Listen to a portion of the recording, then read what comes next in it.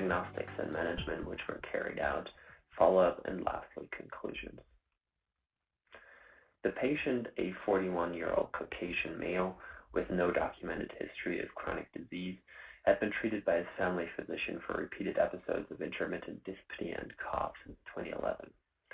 In July 2018, he was referred by a neurologist to our outpatient cardiological clinic for consult with complaints of nocturnal cough and palpitation. He is a former heavy smoker of 20 cigarettes per day and states moderate alcohol consumption of 2 units per day. There is no family history of cardiovascular disease.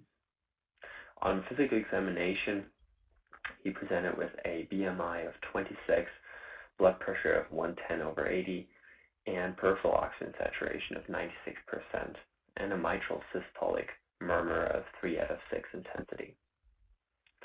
An ECG investigation showed slight sinus tachycardia with PQ prolongation of 144 milliseconds, QT prolongation of 649 milliseconds, and possible previous inferior myocardial infarction.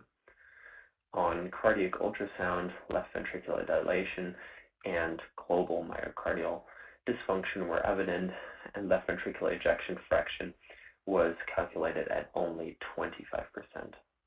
Moderate mitral and tricuspid regurgitation and minimal pericardial effusion were noted, and an investigation of pulmonary arterial pressure showed moderate pulmonary hypertension.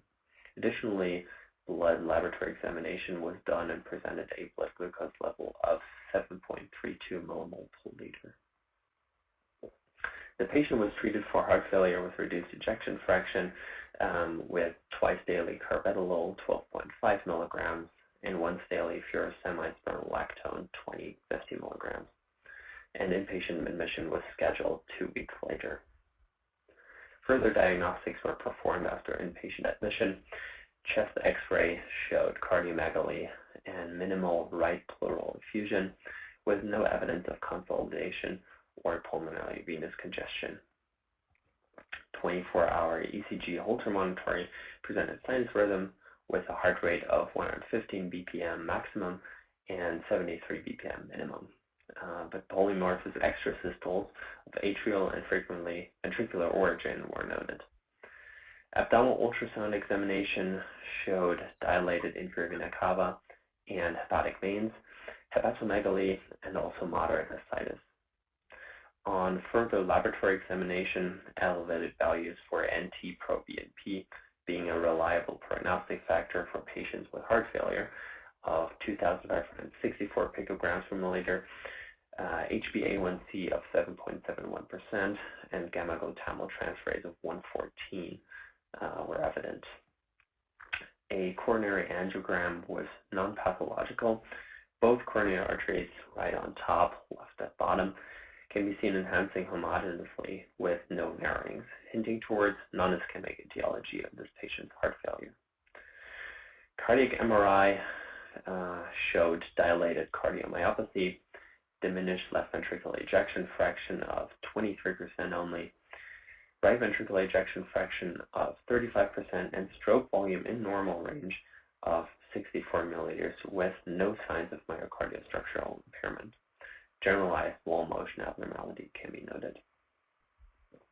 Right heart catheterization confirmed suspicion of post-capillary pulmonary arterial hypertension, measuring elevated pulmonary vascular resistance of 3 Wood units. Cardiac output was calculated at 3.9 liters per minute. Unfortunately, cardiopulmonary exercise testing was not available. The patient was diagnosed with dilated cardiomyopathy of non-ischemic etiology, possibly post-myocarditis, moderate to severe mitral or tricuspid regurgitation, severe secondary pulmonary hypertension, heart failure with reduced ejection fraction of Neuhoff functional class 2, and type 2 diabetes mellitus. According to guidelines, optimal drug therapy was initiated.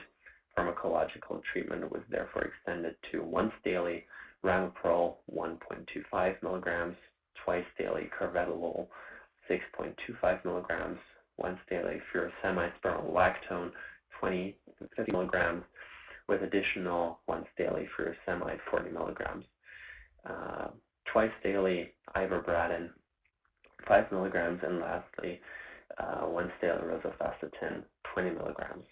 Diabetological consult was requested, resulting in initiation of once daily metformin 1,000 milligrams. Additional limitation of fluid consumption to 2 to 2.5 liters per day was recommended. For follow-up, a 24-hour ECG Holter monitoring showed repeated episodes of non-sustained ventricular tachycardia, totaling in 7 per 24 hours. As an SVT poses a great risk for sudden cardiac death, a Medtronic ICD system, with the specs indicated here, was implanted.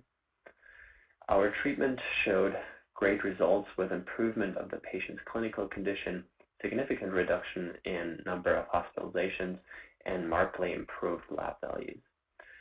Between September 2018 to May 2021, the patient had repeated 11 total heart failure hospitalizations and severely unstable heart failure biomarkers. Following the 2021 guidelines heart failure treatment, starting between October 2021 to March 2022, the patient had a remarkably low number of heart failure planned hospitalizations, with only 2 in total. The decrease of the NT-proBNP value was also significant, dropping from values as high as 10,000 in January 2021 down to about 600 in October 2021. The patient was registered on the transplant waiting list. We can conclude that non-invasive and invasive diagnostic methods reliably identified a non-ischemic cardiomyopathy as the cause of the heart failure with reduced ejection fraction in a young male presenting with few typical symptoms and less specific signs of heart failure. Possible etiologies of the dilated cardiomyopathy, such as toxic, immune-mediated, and inflammatory damage, or idiopathic and genetic, are still in debate.